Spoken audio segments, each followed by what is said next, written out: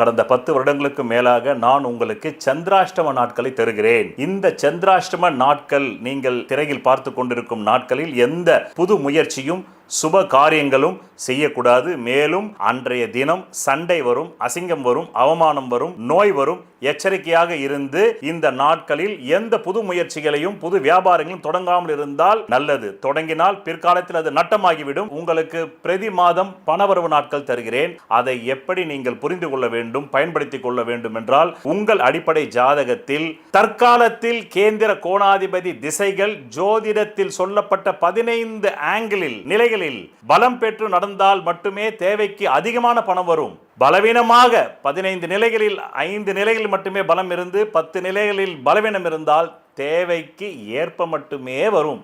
அது கூட இல்லை என்றால் தேவைக்கு மிக மிக குறைவாக வரும். இந்த திசை இல்லாமல் வேறு எந்த திசை உங்கள் ஜாதகத்தில் நடந்தாலும். நன்றி, வணக்கம்.